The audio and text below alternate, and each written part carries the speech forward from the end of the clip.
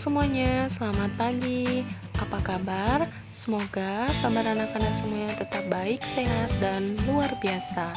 Sebelum kita mulai belajar, terlebih dahulu kita berdoa ya. Berdoa dimulai. Berdoa selesai. Nah, hari ini kita akan kembali belajar, yaitu bahasa Indonesia dan matematika. Yang pertama, kita akan membahas tentang manfaat tumbuhan bagi kehidupan manusia. Perhatikan penjelasan Miss berikut ini ya anak-anak. Tahukah kamu, Allah menciptakan berbagai jenis tumbuhan yang bermanfaat untuk kehidupan manusia dan hewan. Nah, tahukah kamu, tumbuhan merupakan salah satu sumber kehidupan.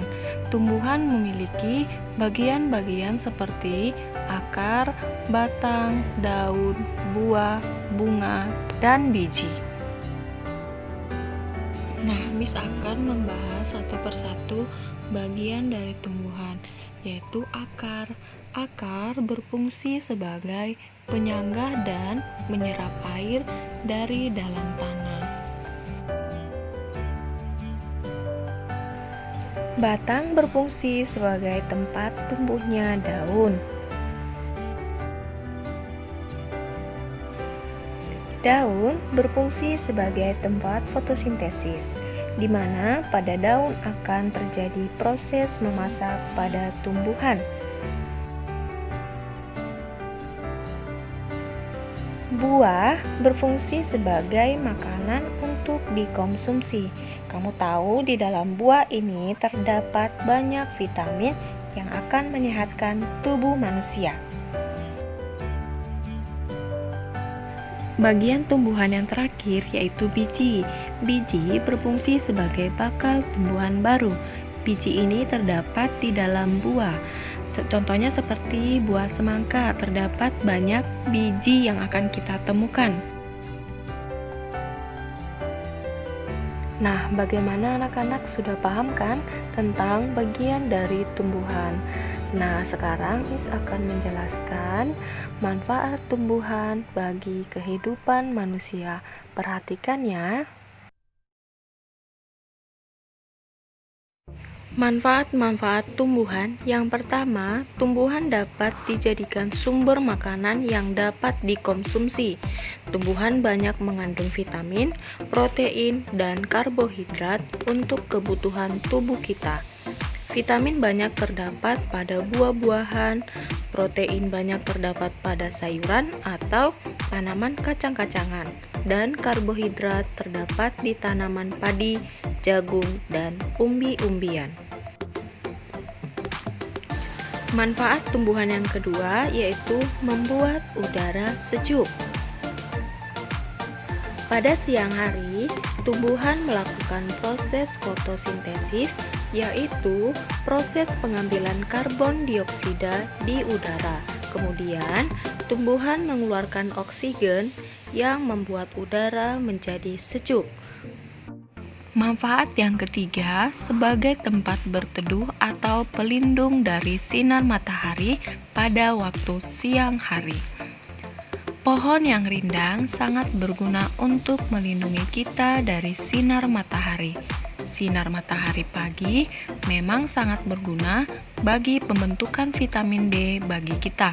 Namun, sinar matahari pada siang hari dapat merusak kulit kita, bahkan merusak mata kita. Manfaat yang keempat, dapat dibuat kerajinan tangan. Contohnya, rotan dapat dibuat menjadi meja dan kursi. Kayu dapat kita buat menjadi gantungan kunci dan lain sebagainya.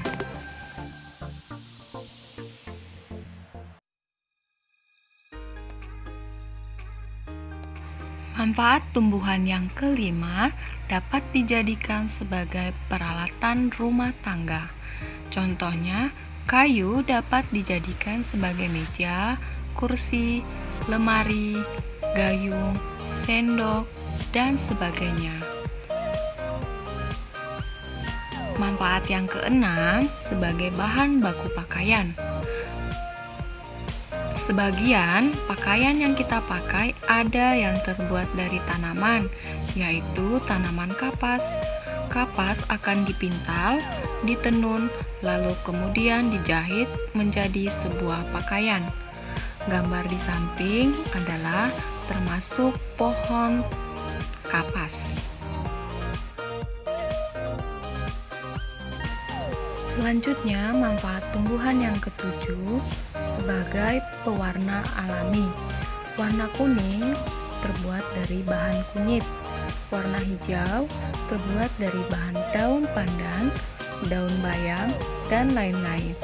Warna merah terbuat dari bahan cabai, tomat, dan buah bit. Dan warna orange terbuat dari bahan jeruk.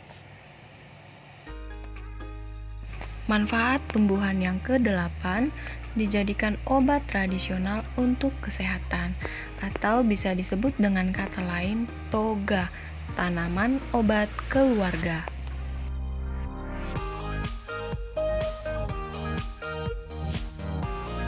Nah, kencur bisa dapat meredakan batuk, kunyit dapat meredakan demam, radang gusi, dan radang tenggorokan. Jahe mengatasi gangguan pencernaan dan dapat menghangatkan tubuh manusia.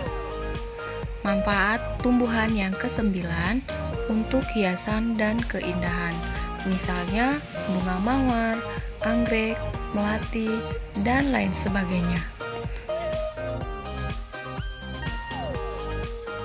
Manfaat tumbuhan yang ke-10 sebagai bahan baku industri. Peralatan rumah tangga contohnya terbuat dari pohon jati, pohon mahoni. Industri ban dapat dibuat dari pohon karet. Industri pakaian dapat dibuat dari pohon kapas.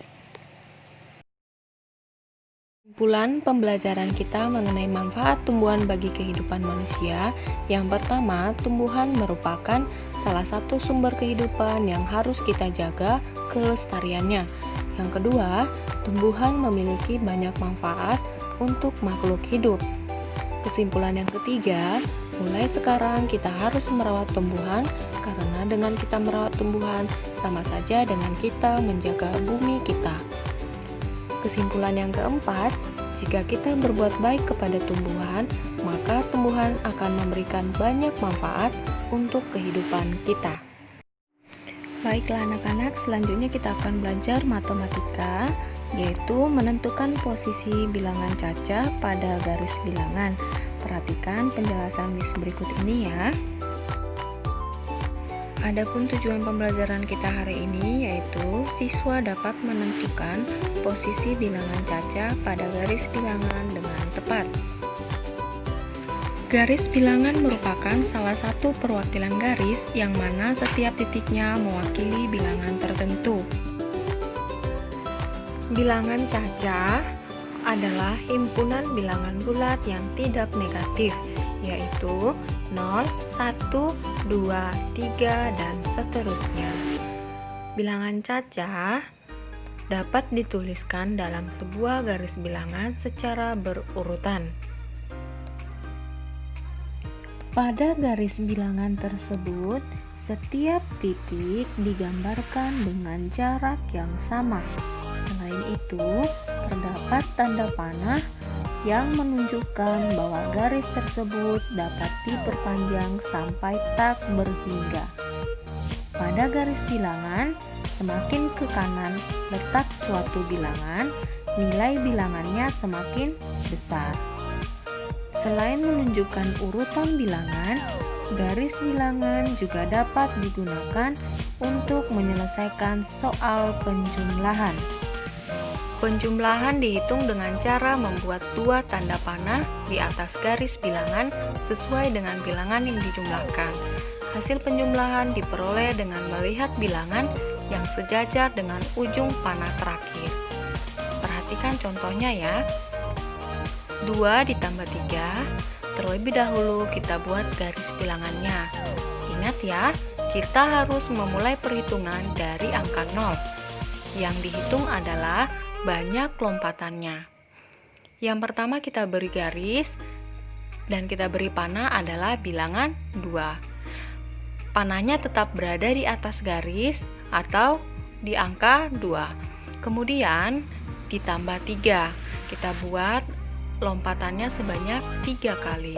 Maka panahnya akan berhenti di angka 5. Jadi 2 ditambah 3 sama dengan 5.